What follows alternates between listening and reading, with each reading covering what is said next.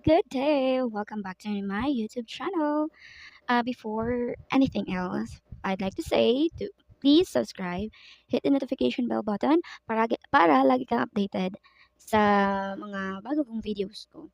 So, this time guys, by the way, I'm Teacher Lynn sa mga bago pa lang.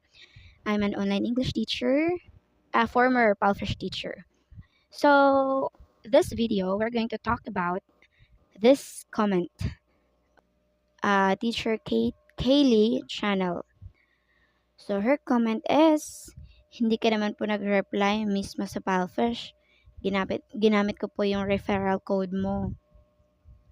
So my reply for this is, actually teacher, may video na ata ako about this, no, na kasi kung hindi ka na magtuturo sa Palfish, you're not going to receive message na from anyone there sa Palfish.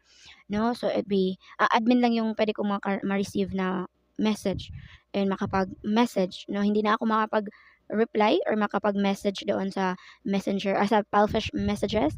And hindi na din ako makapag-receive ng message from, again, anyone. No? So, maybe nag-message ka pero hindi ko nakita. Kasi nga, yun nga, hindi na kami nakakapag-receive ng messages. And gusto ko lang mag-ask if sino ka ba doon sa mga pumasa. Kasi actually, I get teachers na sa mga gumamit ng code ko or sa mga nanonood ng videos na to, ng video na to, ano ba yan, is I'd like to inform you na nagmo-monitor pa din ako ng invitees list ko. So, and iilan lang ang pumasa sa demo. No? Iilan lang yung pumasa sa demo kahit na nagbigay na ako. May video ako about the tips and steps kung paano mag-demo sa Palfish. No? Kahit nagbigay na nga ako ng mga ganon. So, meron pa din na-fail. That's because about you as applicant, no? As a teacher applicant, no? It's about your pronunciation, maybe, or kung ano man yung reason nila. Kasi teachers, ang mga hindi ko lang na content dito sa YouTube is about the quiz and yung test, yun yung quiz. And kung paano ka makapagsimula, magkapag-student na, yun. And magkakapag-quiz ka lang, balikan natin yung about quiz. Makakapag-quiz ka lang kasi kung pasado ka sa demo.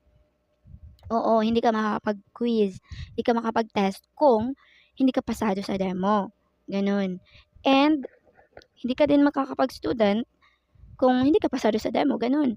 And again, bukod sa yung mga na-content ko na ang wala lang talaga, hindi ko lang kinontent kasi choice ko yung quiz and kung paano ka makapagsimula ng magka-student. Yun lang. Kasi gusto ko yun as, private na. Kasi ayokong i-expose yung mga questions ng Palfish, yung mga about na sa Palfish. Ayoko namang i-expose yun. But there are a lot of may mga teachers, hindi man a lot, but iilan na teachers na nagko-content about the quiz. And I don't have problem about that. Choice ko lang na ayoko mag-content. And isa pa, bakit kailangan pa ako mag-content? May nag-content naman about that. And ayoko talaga, no? So, yun. Teachers, I'd like to apologize pala for Teacher Kaylee kung hindi ako nakapag-reply sa'yo sa messages doon sa Palfish. It's because hindi ko nga alam if nag-message ka doon kasi hindi na ako nakapag-receive ng message, okay, sa Palfish. So, pero teacher, nakapag-guide pa rin ako. So, baka magtatanong kayo, teacher, paano ka makakapag-guide? Hindi ka nga nakakapag-reply doon. Ganito lang kasi, from the beginning, yung mga kailangan yung malaman about Palfish application, yung requirements, yung basic information kung paano magsimula yung application process, meron akong content. Kung researcher ka, malalaman mo talaga yon, no? Before ka mag-apply, know about Palfish muna. Research about Palfish kung paano, and also, check kung merong mga sources here sa YouTube, and which is meron talaga kasi meron akong content about that. So, ano ba ang kailangan yung malaman, no? Bukod sa quiz. Kasi yung quiz nga, hindi ako nag-content about that. So, again, you don't have to worry about na. Kung gusto yung mag-apply sa Palfish, then do so. Kasi meron namang mga nagko-content about how to start Palfish. And I also have that one about application sa Palfish. Again, don't worry kasi nag-monitor pa din ako ng invitees list ko. So, Teacher Lynn, what if, baka may magtanong, Teacher Lynn, what if pumasa nga ako sa demo? Paano kita mako-communicate? Ang gagawin nyo lang is, always monitor your Palfish messages. Bakit? Kasi, meron akong someone na I can ask help about how to communicate you sa mga pumasa sa demo. So, I have an invite and meron kaming GC sa Messenger. So, I have invites doon na pumasa na yung mga Palfish teacher na talaga na under my code. Kapag naka-receive kayo ng message, no, from them, do, ano, do the instruction, yung follow in the instruction na binigay nila. Okay? Kasi ako din nagbibigay ng instruction, no? Kung, yun lang. Again, I don't have to worry kung gusto yung gumamit ang code ko. Kasi kapag pumasa kayo sa demo, mako-communicate niyo naman ako personally doon sa Messenger. Okay? Ganun lang. And, so baka tanongin niyo, Teacher Lynn, paano naman kami na gumamit ng code mo, pero hindi pa pumasa sa demo?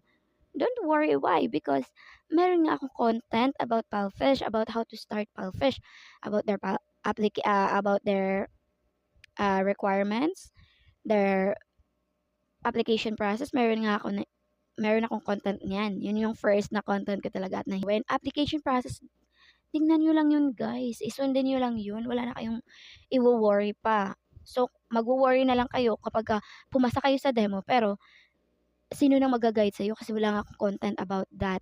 So, yun na. But you don't have to worry na kung masunurin lang kayo. Okay?